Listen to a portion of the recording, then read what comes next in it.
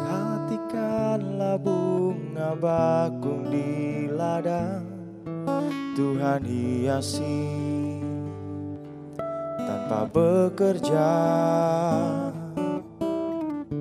Apalagi kita orang percaya, Tuhan pelihara, Tuhan cukupkan. Perhatikan burung-burung di udara, Tuhan beri makan tanpa bekerja.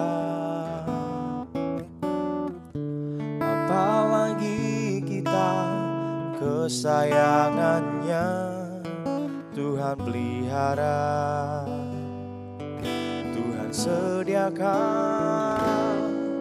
Saat kau perlu Tuhan tahu, saat kau minta Tuhan dengar. Saat percaya Tuhan bekerja, saat menangis Tuhan tahu, saat berdoa Tuhan dengar, saat bersyukur Tuhan berkati.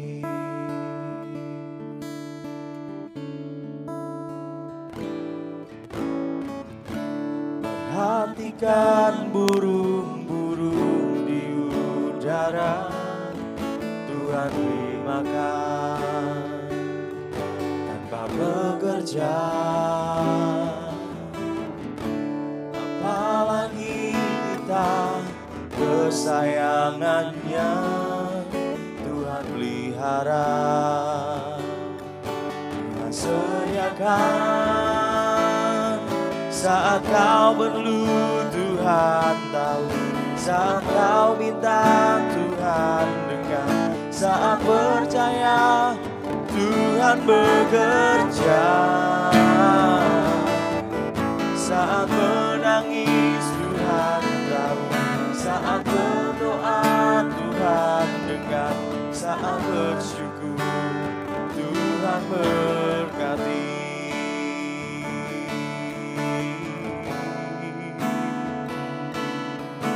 Selalu sediakan untuk setiap kami, Tuhan.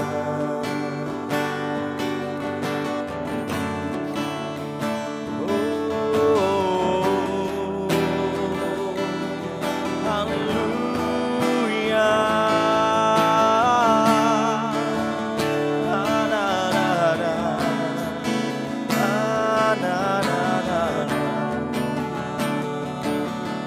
Selalu cukupkan setiap hari, sebab Kau Allah penolongku, Kau Allah penolongku. Oh, Kau yang sediakan semuanya, Kau yang cukupkan semuanya. Terima kasih Bapa, Kaulah harapanku Tuhan. Oh, haleluya. Saat kau perlu Engkau tahu, saat kau butuh Kau sediakan semuanya di dalam hidupku Tuhan. Terima kasih Yesus, haleluya. Oh, terima kasih Yesus, Kau yang cukupkan Tuhan, Kau yang selalu sediakan untuk kami anak-Mu. Terima kasih. kau perlu Tuhan tahu. Saat kau minta Tuhan dengar. Saat percaya Tuhan bekerja. Saat menangis Tuhan tahu. Saat berdoa Tuhan dengar. Saat bersyukur Tuhan berkati.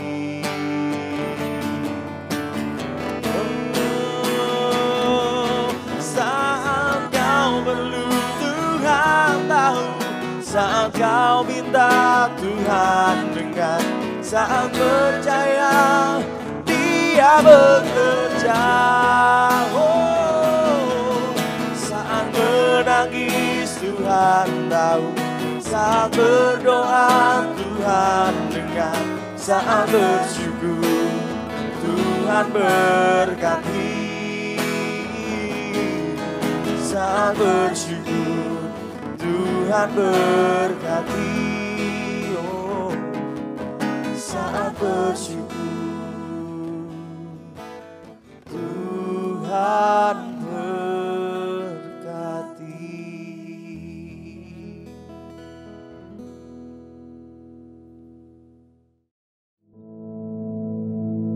Our Father, which art in heaven, hallowed be thy name. Thy kingdom come, thy will be done in earth as it is in heaven. Give us this day our daily bread, and forgive us our debts, as we forgive our debtors. And lead us not into temptation, but deliver us from evil. For thine is the kingdom, and the power, and the glory, forever. Amen.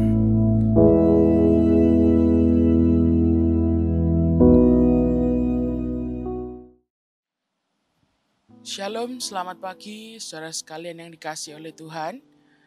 Pagi hari ini kita akan sama-sama merenungkan kebenaran firman Tuhan, dan sebelumnya mari kita berdoa. Kami mengucap syukur Tuhan untuk pagi hari ini, untuk kekuatan yang baru, untuk rahmat-Mu yang baru bagi kami. Kami terima segala berkat-Mu pada pagi hari ini yang akan kami bawa kemanapun kami pergi. Kami mengucap syukur Tuhan, sebentar kami akan mendengarkan firman-Mu. Berbicaralah ya Roh Kudus, dalam nama Tuhan Yesus Kristus. Haleluya. Amin. Pagi hari ini kita akan sama-sama merenungkan firman Tuhan yang saya beri judul sebuah kata yang mungkin pernah saudara dengar, yaitu Pinocchio. Maksudnya apa ini ya? Saudara mungkin pernah atau mungkin sering mendengar ada sebuah dongeng yang berjudul Pinocchio. Nah, seperti yang kita tahu bersama bahwa pada dongeng ini diceritakan ada seorang tokoh gitu ya, seorang sosok yang diceritakan adalah sebenarnya boneka kayu gitu ya, yang tiba-tiba bisa hidup. Tetapi ada sebuah keunikan, yaitu kalau dia berbohong gitu ya, kalau dia mengatakan sesuatu yang tidak jujur, maka hidung kayunya itu akan bertambah panjang. Nah, mungkin kita pernah dengar ya dongeng ini. Nah, seringkali kalau kita dengar cerita ini, kita mungkin dalam hati mikir, wah gak enak ya punya hidup kayak gitu ya. Rugi sekali kalau bohong, wah takut ya. Maksudnya kalau bohong ketahuan gitu kan ya, hidungnya bertambah panjang dan lain sebagainya. Nah, tapi kalau kita pikirkan lebih dalam lagi, kita bisa ambil point of view yang lain gitu ya. Kita bisa pikir bahwa mungkin lebih enak ya kalau punya sebuah keanehan yang seperti itu ya. Ini kita hanya berandai-andai saja gitu ya. Jangan sampai ada yang seperti itu. Karena apa? Ya sudah, kalau bohong ketahuan gitu kan ya. Tidak ada yang bisa disimpan. Nah, seringkali kita sebagai manusia biasa gitu ya. Kita sebagai manusia yang punya ego ya, yang punya rasa malu, yang punya harga diri yang tinggi, self esteem yang tinggi. kadang kita berkata atau melakukan sesuatu yang tidak jujur. Gitu ya. Bahkan saat kita melakukan itu atau kita memperkatakan itu, mungkin tidak ada orang yang tahu sama sekali. Mungkin hanya kita yang tahu. Gitu ya. Mungkin kita bisa pintar ya, bersilat lidah. Kita ini orang yang punya logika yang bagus sehingga bisa mengarang cerita. Atau mungkin kita melakukan sesuatu, bukan hanya bicara ya, tapi melakukan sesuatu yang tidak jujur. Mungkin kita bisa dan gak ada yang tahu. Gitu ya. Nah, bagaimana ya caranya kita ini, padahal kita tahu bahwa itu adalah sesuatu hal yang tidak baik gitu ya.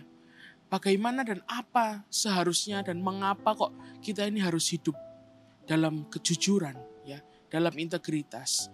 Nah, sebelum lebih dalam kita sama-sama akan membaca firman Tuhan di dalam Mazmur yang ke-32. Mazmur yang ke-32 mulai ayat yang pertama. Perikopnya ini sangat menarik sekali, yaitu kebahagiaan orang yang diampuni dosanya. Kita akan sama-sama baca ya. Dari Daud, nyanyian pengajaran. Berbahagialah orang yang diampuni pelanggarannya, yang dosanya ditutupi. Berbahagialah manusia yang kesalahannya tidak diperhitungkan Tuhan dan yang tidak berjiwa penipu. Selama aku berdiam diri, tulang-tulangku menjadi lesu karena aku mengeluh sepanjang hari. Sebab siang malam tanganmu menekan aku dengan berat. Sumsumku menjadi kering seperti oleh teriknya musim panas. Dosaku kuberitahukan kepadamu dan kesalahanku tidaklah kusembunyikan.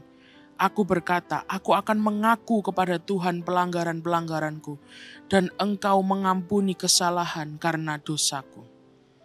Sebab itu, hendaklah setiap orang saleh berdoa kepadamu selagi Engkau dapat ditemui. Sesungguhnya pada waktu banjir besar terjadi, itu tidak melandanya. Engkaulah persembunyian bagiku terhadap kesesakan. Engkau menjaga aku, Engkau mengelilingi aku sehingga aku luput dan bersorak. Aku hendak mengajar dan menunjukkan kepadamu jalan yang harus kau tempuh. Aku hendak memberi nasihat, mataku tertuju kepadamu. Janganlah seperti kuda atau bagal yang tidak berakal, yang kegarangannya harus dikendalikan dengan tali les dan kekang. Kalau tidak, ia tidak akan mendekati engkau. Banyak kesakitan diderita orang fasik, tetapi orang percaya kepada Tuhan dikelilinginya dengan kasih setia. Bersukacitalah dalam Tuhan dan bersorak-soraklah, hai orang-orang benar. Bersorak-sorailah, hai orang-orang jujur. Perikop ini bunyinya adalah kebahagiaan orang yang diampuni dosanya, dan ternyata di dalamnya membahas tentang kejujuran. Ya. Dari awal sampai akhir dikatakan berbahagialah orang yang tidak berjiwa penipu. Dan di ayat yang terakhir dikatakan, bersorak-sorailah hai orang yang jujur. Tuhan sangat menghargai kejujuran. Kalau mungkin saat ini kita pernah melakukan sesuatu yang tidak menyenangkan hati Tuhan, ya, atau kita mencurangi orang lain, ya, kita berbuat sesuatu yang melanggar, gitu ya.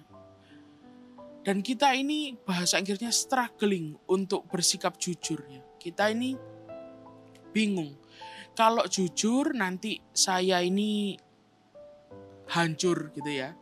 Bahasa Jawanya kalau jujur acur gitu kan ya.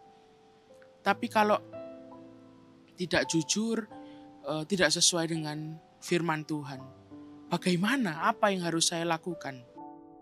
Nah, seringkali inilah yang membuat kita ini tidak mudah menjadi orang yang jujur. Saya akan berikan sebuah cerita yang saya alami sendiri. Suatu kali saya waktu itu masih SMA, kelas 1 saya ingat, kelas 1 SMA. Kemudian saya ini ke sekolah membawa uang saku tentunya ya. Dan juga saya masukkan ke dalam dompet. Dan pada suatu hari gitu, 1 minggu di kelas saya, ya waktu saya kelas 1 SMA itu banyak barang yang hilang. gitu kan ya. Banyak barang yang hilang.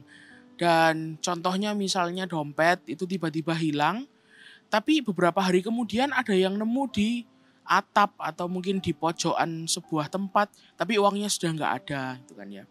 Ada yang handphone yang hilang, bahkan kotak pensil dan lain sebagainya gitu. Nah, setelah ditelusuri, sebelum ditelusuri gitu ya, kemudian itu ada saatnya untuk ambil rapot gitu ya, ambil rapot. Nah, jadi kalau ambil rapot itu semua orang tua berkumpul. Nah, kebetulan sebelum peristiwa ambil rapot itu, saya cerita kepada ibu saya, pada mama saya. Saya cerita, "Mam, ini di kelasku lagi ada banyak barang yang hilang," gitu ya. Kita nggak tahu kenapa kok banyak barang yang hilang. Dan kemudian ternyata hari-hari berikutnya dompet saya itu hilang gitu ya. Saya nggak bisa temukan dompet saya. Sampai akhirnya saya cerita juga, "Mam, ini dompetku juga hilang," gitu kan ya. Dan kemudian waktu ambil rapot semua orang tua berkumpul, ada satu orang yang berinisiatif untuk speak up gitu kan ya, untuk bilang kepada gurunya, "Tolong diurus ini, bagaimana kok barang anak saya hilang." Terus orang tua yang lain juga, "Iya, handphone anak saya," dan lain-lain gitu ya. Dan karena ibu saya sudah mendapatkan cerita dari saya, akhirnya dia juga bilang gitu, "Iya betul, anak saya juga dompetnya juga hilang," gitu ya. Sebenarnya ya nggak apa-apa gitu, bisa beli dompet lagi. Cuman waktu itu karena untuk kenyamanan bersama, ibu saya juga ikut gitu ya, berpendapat. Nah, beberapa hari setelah peristiwa itu, saya itu membereskan tas saya gitu ya. Saya dulu itu lumayan sering ganti tas ya, karena bosen gitu. Saya ganti tas yang warna ini, warna itu gitu. Nah, kemudian waktu saya merogoh, saya bersihkan semua itu, tiba-tiba ada sebuah space di tas saya itu yang agak nyelip ke dalam gitu kan ya. Waktu saya coba bersihkan, disitulah ternyata dompet saya berada gitu. Nah, waduh, ini dalam hati saya, loh nggak hilang gitu ya. Orang tua saya, mama saya terlanjur tahu kalau dompet ini hilang. Nah, tapi saya waktu itu ya mungkin saya juga nggak tahu kenapa saya memutuskan untuk bercerita ke mama saya. "Mah, sorry mah, ternyata dompet saya itu ada, tidak hilang." Dan kemudian yang saya harapkan, saya sudah siap gitu ya, mungkin saya suruh minta maaf atau saya suruh mengaku dan lain sebagainya. Tapi ternyata mama saya bilang seperti ini, "Oke, nggak apa-apa, nggak usah bingung gitu ya. Kamu sudah mengaku, tapi lain kali jangan sampai diulangi.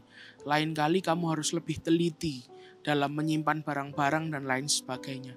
Dan waktu saya mendengarkan reaksi mama saya, ibu saya kaget. Oh, ternyata saya nggak perlu dihukum gitu ya. Ternyata saya nggak perlu dihakimi. Kalau saya mengaku, saya bisa diampuni ternyata. Dan itu yang saya bawa terus sampai saya dewasa. Apa yang sudah mama saya lakukan, ya, itu yang saya pegang terus. Kalau saya jujur, memang mungkin suatu hari nanti mungkin saya akan harus terima konsekuensi atau mungkin saya dihukum, tetapi saya juga bisa diampuni ternyata. Oleh karena itu yang saya lakukan. Selepas SMA, saya berkomitmen untuk menjadi orang yang jujur. Bukan berarti saya sempurna, tapi saya selalu berusaha menjadi orang yang jujur gitu ya. Saya bisa saksikan bahwa selama saya kuliah, nggak pernah yang namanya nyontek gitu ya, bahasa Jawanya ngerpek, lihat-lihat catatan, enggak, ya sudah dapat nilai bagus ya karena saya belajar. Kalau nilainya jelek karena saya kurang belajar gitu ya. Kalau saya melakukan sesuatu, saya juga kalau salah saya akan jujur gitu, karena saya tahu betapa enaknya diampuni gitu kan ya. Ternyata kalau kita jujur kita bisa diampuni. Nah, mungkin beberapa dari antara saudara mungkin tidak seenak saya ya, bisa dikatakan seperti itu ya. Mungkin dari beberapa dari saudara berusaha untuk menjadi orang yang jujur, ternyata malah mungkin waktu itu saudara harus dihukum ya, atau mendapatkan perlakuan yang tidak baik ya karena Anda jujur gitu kan ya. Akhirnya Anda menjadi seseorang yang ya udah nggak usah jujur lah gitu ya. Kalau jujur saya hancur ternyata. Nah, Pada pagi hari ini kita mau sama-sama belajar. Dari perikop ini sudah sangat memberkati kita semua. Kebahagiaan orang yang diampuni dosanya. Gitu ya. Kita ini boleh memilih gitu ya. Kita ini boleh memilih mau hidup seperti apa.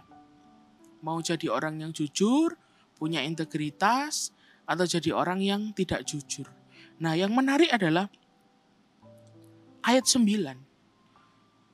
Ayat 9 ini dikatakan oleh Tuhan ya, karena dari ayat yang ke-8 itu kita lihat bahwa itu adalah perkataan Tuhan sendiri.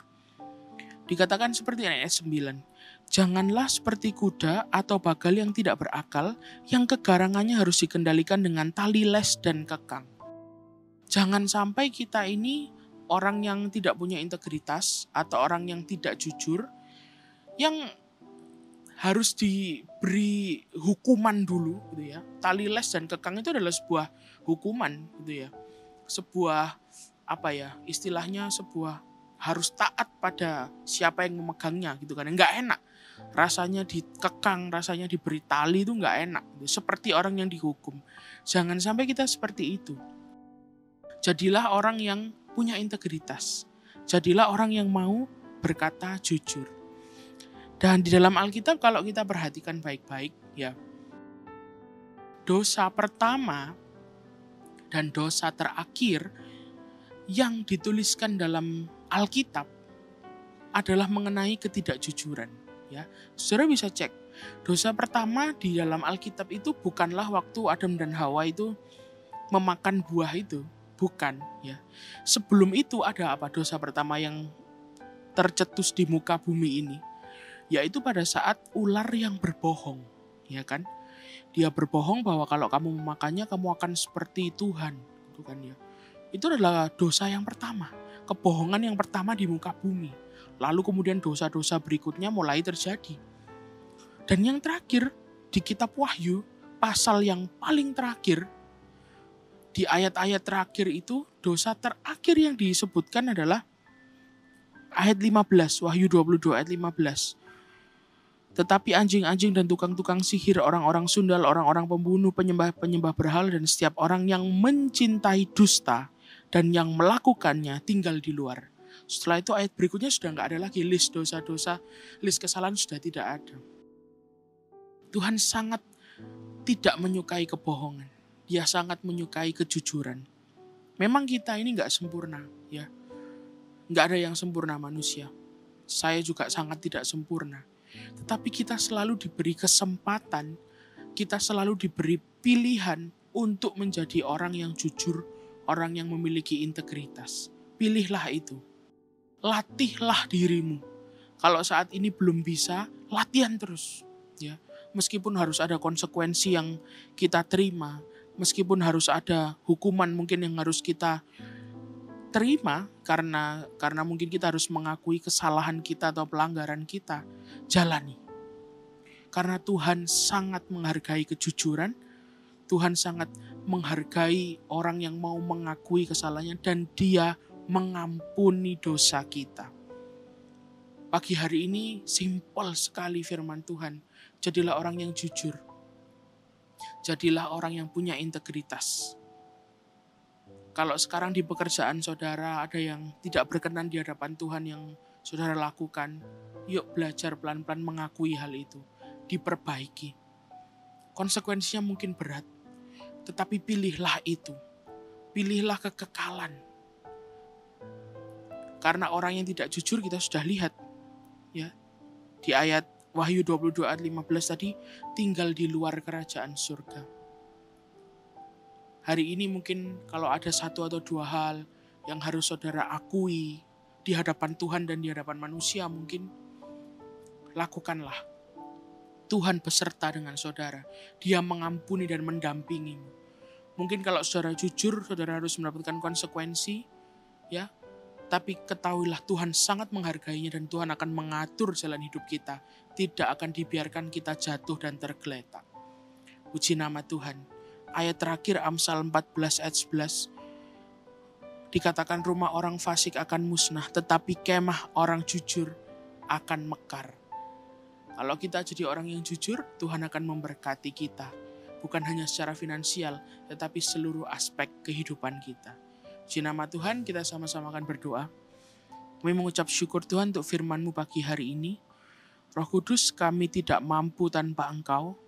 Kami butuh Engkau untuk menjadi pribadi yang lebih baik, menjadi pribadi yang seperti-Mu, semakin hari semakin seperti Engkau. Kami tidak bisa jalan sendiri ya Roh Kudus. Engkaulah yang memimpin kami, Engkaulah yang menuntun kami, sehingga semakin hari kami semakin menyenangkan hati-Mu. Terima kasih Tuhan, diberkatilah pagi hari ini, apapun yang kami lakukan kami serahkan kepada tangan-Mu, hanya di dalam nama Tuhan Yesus Kristus. Haleluya. Amin.